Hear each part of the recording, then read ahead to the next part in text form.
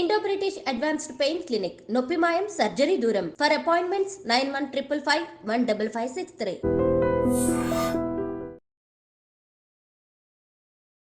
Welcome to I dream. It's me Anusha Komal. ఇవాళ మన guest ప్రముఖ న్యాయవాది సుభాషిణి గారు ఉన్నారు, వారితో మాట్లాడదాం. నమస్తే మేడం. నమస్తే. సో మొన్నటి వరకు దేశం అంతా కలిసివేసిన ఘటన కోల్కతా డాక్టర్ మర్డర్ కేసులో సంజయ్ రాయ్ ఈరోజు జీవిత ఖైదు విధించబడింది. But at the same time అక్కడ భారీ భద్రత ఏర్పాటు చేశారు. అతనికి శిక్ష విధించిన టైంలో ఆ కోర్టు ఆవరణలో రోదనలు మిన్నంటాయని కూడా న్యూస్ మనం చూసాం. అయితే ఊరే సరి అని కూడా కొంతమంది అంటున్నారు, కొంతమంది జీవిత ఖైదు పడింది, ఇంకా తక్కువే ఆ శిక్ష అంటున్నారు. ఎలా చూడాలి దీన్ని? వాస్తవంగా మనం ఈ కేసుని ప్రపంచవ్యాప్తంగా చాలా సంచలనం సృష్టించింది. ఒక పీజీ చేస్తున్న ఒక డాక్టర్ వృత్తిలో, అంటే ఒక ప్రొఫెషనల్ ప్రాణం పోసే డాక్టర్ తను చనిపోవడము, రేప్ చేసిన తర్వాత చనిపోవడము, లేదా ఆమె పైన చాలా అఘాత్యము జరగడము, చాలా పాశవికంగా చాలా అసలు అంటే ఈ శిక్ష అనేది సరిపోదు అన్నది చాలా మంది అభిప్రాయము. మనం కూడా యాజ్ ఎ విమెన్ అనే కాదు, ఒక సిటిజన్గా మనం ఆలోచించినట్టయితే, మనము ధర్మం కోసం పోరాడిన దేవుళ్ళ సైతం మనం ఒకవేళ కనుక స్టోరీస్ తీసుకున్నట్టయితే, యేసు ప్రభుని సిలువేసి ఎంత హింసకు గురి చేసారు. మరి కృష్ణుణ్ణి జన్మించిన దాని అప్పటి నుంచి కూడా ఎన్నో విధాలుగా హింసకు గురి చేశారు, ఎన్నో విధాలుగా చూపించడం జరిగింది. ఒక కథలో కూడా వాస్తవం అయితే వాస్తవము, అది కథ అయితే కథ. కానీ ఒక మంచి పని చేసే వాళ్ళకు కూడా ఒక శిక్ష అనేది ఇప్పుడు మనం ప్రత్యేకంగా చూస్తున్నాం. అవును. అలాంటిది ఒక క్రూరమైన ఒక మృగం కూడా అంత పాశవికంగా, అంత హత్య, అంత రేప్ చేయరు, అంత ఇదిగా ఎవరు అమ్మాయిని అంత ఇదిగా చంపలేరు. అలాంటి వ్యక్తికి జీవిత ఖైదీ అంటే చాలా నార్మల్ అది. ఎందుకంటే అది ఇప్పుడు యాజ్ ఎ లీగల్గా మాట్లాడితే జీవిత ఖైదీగా ఇచ్చినప్పటికీ అతను అప్పీల్కి వెళ్ళే అవకాశం ఉంది, ఏది హైకోర్టుకి వెళ్ళే అవకాశం ఉంది. సో హైకోర్టులో ఇప్పుడు అమ్మాయి తరఫు నుంచి కంప్లైనెంట్ కనుక స్ట్రాంగ్గా ఫైట్ చేస్తే డెఫినెట్గా డెత్ పెనాల్టీ వస్తుంది. ఇంకా అక్కడ నుంచి కూడా వాడు ఒకవేళ అనుకుంటే కూడా అక్యూజ్డ్ ఎవరైతే సంజయ్ రాయ్ ఉన్నాడో, even he can appeal for the supreme court వరకు. ఏదున్నా సత్వరంగానే, తొందరగానే. అంటే ఇంతకుముందు గతంలో కొన్ని ఇయర్స్ తీసుకునేది, బట్ ఇప్పుడు కేసెస్లలో ఇయర్స్ అట్లా చాలా సంవత్సరాలు తీసుకోవట్లేదు. డెఫినెట్ గా ఫాస్ట్ గా వెళ్ళిపోతుంది. ఈవెన్ హైకోర్టుకు వెళ్ళినా కానీ ఫాస్ట్ గానే వెళ్తుంది. సో అక్కడ నుంచి సుప్రీంకోర్టు వెళ్ళినా కానీ డెత్ పెనాల్టీ అన్నది వచ్చే అవకాశాలు 100% ఉన్నాయి.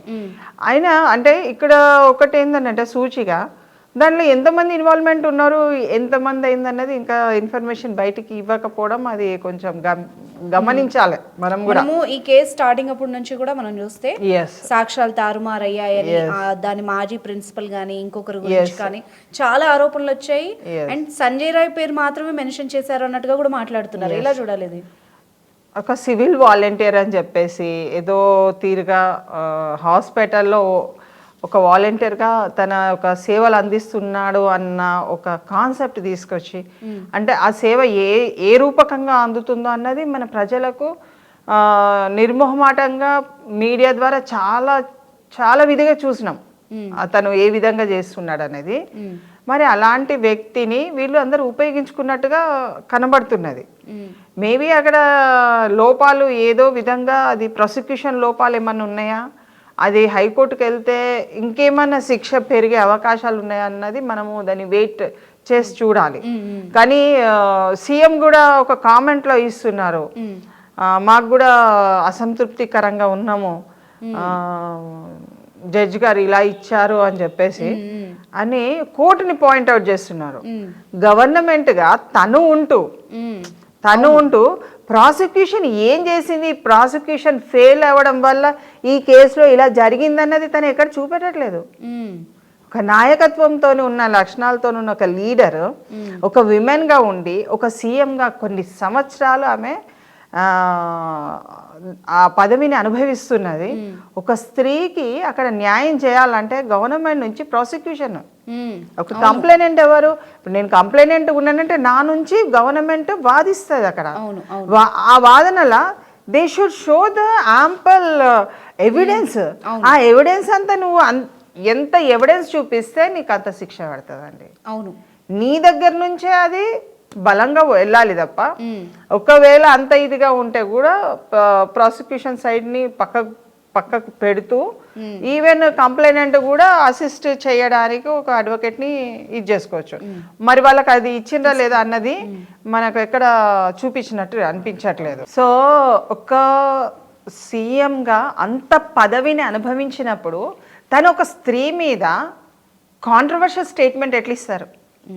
వాళ్ళే ప్రభుత్వము, వాళ్ళే ప్రధానము, హోమ్ మినిస్ట్రీ కూడా వాళ్ళదే. సో ప్రాసిక్యూషన్ ఎవరిది? హోమ్ మినిస్ట్రీది. వాళ్ళే చేసుకోవాలి కదా. నా ఇల్లు నేనే కాల్చుకుంటానంటే అదేమన్నా అర్థం ఉందా? ఇంకా కాలిపోలేదు, ఇంకా కొంచెం బతికే ఉన్నదని ఆమె చెప్పడంలో చాలా చాలా సిగ్గుచేటు. ఎందుకంటే ఒక ముఖ్యమంత్రి హోదాలో ఉండి ఒక స్త్రీకి న్యాయం చేయలేకపోవడము, మా చేతిలో ఏం లేదు అనడము అది సబబైన విషయం కాదు.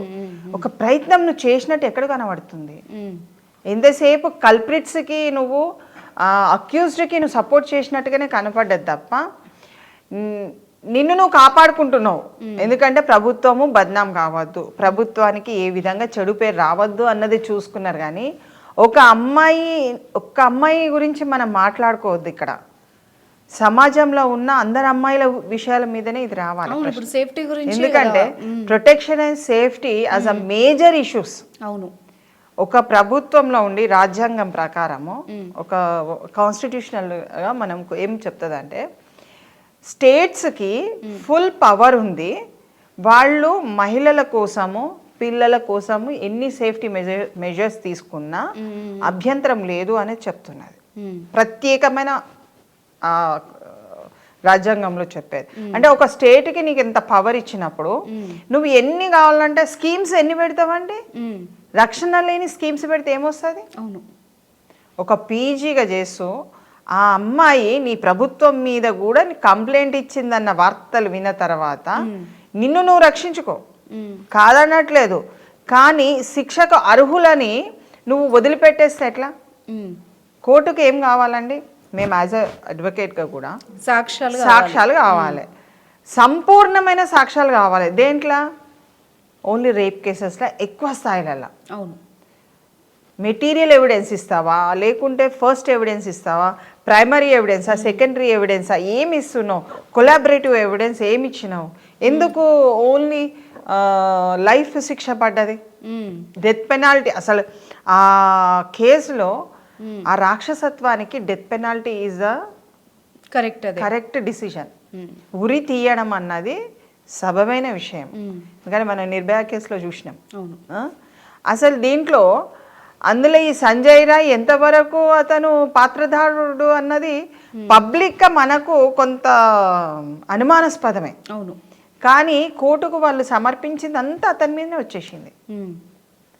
ఒక్కడి వల్ల సామూహిక అత్యాచారం ఉన్నప్పుడు మిగిలిన వాళ్ళ గురించి ఎందుకు అక్కడ రావట్లేదు అన్నది పెద్ద క్వశ్చన్. ఇది ఏంటంటే ఇది హైకోర్టు వరకు వెళ్తుంది కాబట్టి most of the public opinion is also important. అక్కడ ఒక ఎవిడెన్స్ అనేదే కాదు, పబ్లిక్ ఒపీనియన్లో ఎక్కడ తప్పు జరిగింది, ఎక్కడ తప్పు చేస్తున్నారు, మళ్ళీ అక్కడ మనం కరెక్షన్ చేసుకోవచ్చు అన్నది చాలా ఉంటుంది. ఎందుకంటే అసలు రిజల్ట్ అన్నది అంత మనసుకు ఇట్లా అంటే కరెక్ట్గా ఇచ్చింది అన్నది కనబడట్లేదు. చాలా బాధాకరమైన విషయం. అతని తల్లి కూడా ఎవరైతే దోషి ఉన్నారో తల్లిది నా కొడుకును ఉరేయండి ఉరి తీయండి అని చెప్పిన విషయంలో ఆశ్చర్యంగా అనిపిస్తోంది ఒకవైపు. ఎందుకంటే తను ఒక తల్లి కదండి. ఇప్పుడు తల్లి కొడుకుని కన్నప్పుడు నా కొడుకు ప్రయోజకుడుగా చూస్తుంది.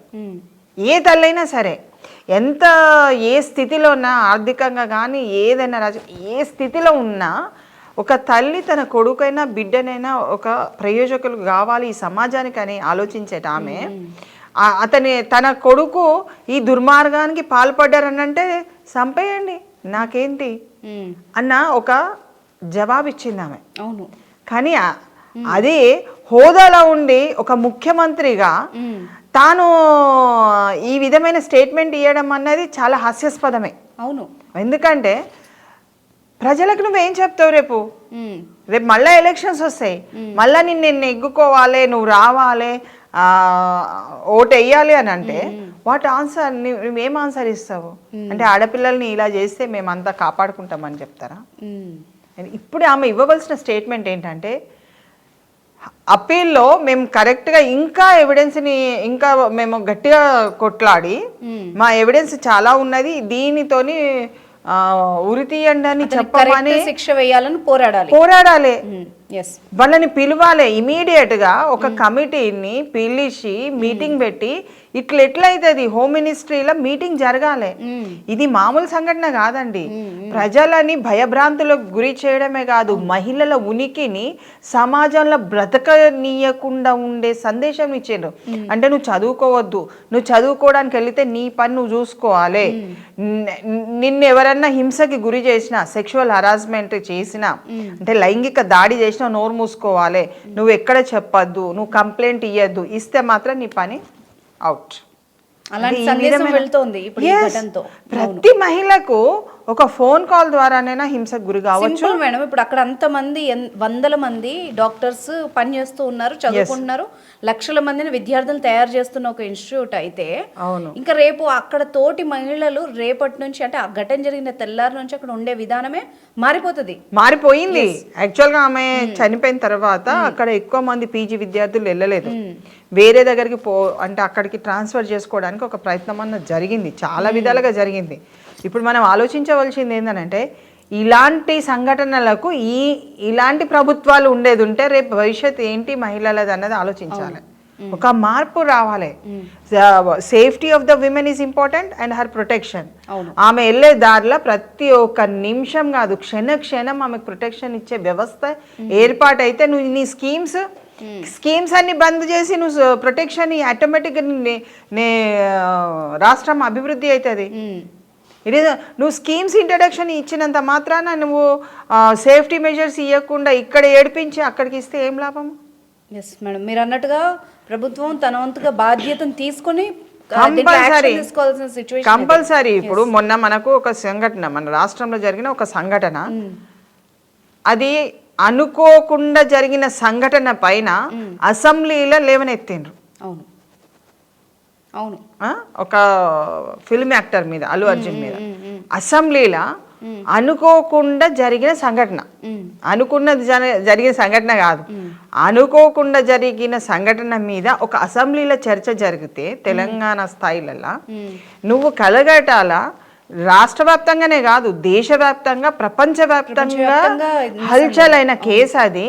నువ్వు కనీసము అసెంబ్లీలో కాదు, కనీసం హోమ్ మినిస్ట్రీ పిలిచి గట్టిగా వార్నింగ్ ఇచ్చి, బాబు నా ఇజ్జత్ పోతుంది, నా యొక్క ప్రభుత్వం కింద పడిపోతుంది, మీరు గట్టిగా పనిచేసి ఆ కేసుని నిరూపించి ఆయన ఉరిశిక్ష పంపించండి అని ఒక ముఖ్యమంత్రి స్థాయిలో చెప్పలేదా అండి?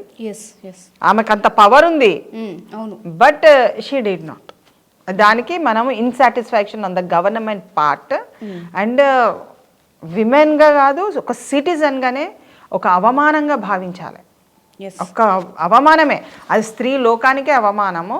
ఆమె ఒక ముఖ్యమంత్రిగా ఉంటూ ఒక స్త్రీని కాపాడడం అన్నది నీ వల్ల కాదు.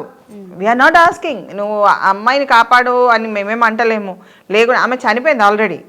న్యాయం జరగాలి, జస్టిస్ టు ద హ్యూమానిటీ. మానవత్వానికి విలువ అన్నది ఒక ప్రభుత్వంగా ఉండి ఒక హోమ్ మినిస్ట్రీగా ఉన్నప్పుడు దాన్ని నీ బాధ్యతనే. ఏది కూడా అది చెయ్యలేని పక్షంలో నువ్వు రాజీనామా చేసి పక్కకు జరగాలి. అది అట్లా ఉంటుంది. మీరు ఫారెన్లో, మీరు వెస్ట్ కంట్రీస్లో చూడండి, చాలా మంది న్యాయం చేయలేకపోయినా ప్రెసిడెంట్స్ ఆఫ్ కంట్రీకి రాజీనామా చేసి పక్కకు తొలగిపోతారు, న్యాయం చేయకుంటే. అది ఒక విషయమే, ఒక ఇష్యూయే కావచ్చు, ఒక సమాజానికి సంబంధించింది కావచ్చు. కాబట్టి ఇక్కడ ఏంటంటే ఆమె చేసిన స్త్రీ జాతికి ఉపకారం అనేది ఏం లేదు. అది ప్రభుత్వాన్ని వైఫల్యంగా భావించాలి. ఇప్పుడైనా కానీ కనీసం హైకోర్టు సుప్రీంకోర్టు మనకు అపీల్స్కి ఉన్నాయి. ఎట్లాగో అతని తరఫున అపీల్ అన్నది ఒకటి దాఖలు అవుతుంది హైకోర్టులో. ఇప్పటికైనా కానీ ఒకవేళ అనుకొని ఉంటే ఇప్పటికైనా ప్రాసిక్యూషన్ వాళ్ళు కంపల్సరీ హైకోర్టులో దాన్ని గెలవడానికి ఒక ప్రయత్నం చేస్తే ఉరిశిక్ష పడుతుంది. లేదు సుప్రీంకోర్టు వరకు వెళ్ళినా అక్కడ కూడా ఉరిశిక్ష పడుతుంది. ఎందుకంటే అంత ఎవిడెన్స్ ఉందండి. ఆ గ్యాదరేషన్ అప్పటికే మనకు తెలిసిపోయింది పబ్లిక్కి. సో ఇది ప్రభుత్వ వైఫల్యంగానే మనం భావించాలి తప్ప వేరే విధంగా లేదు.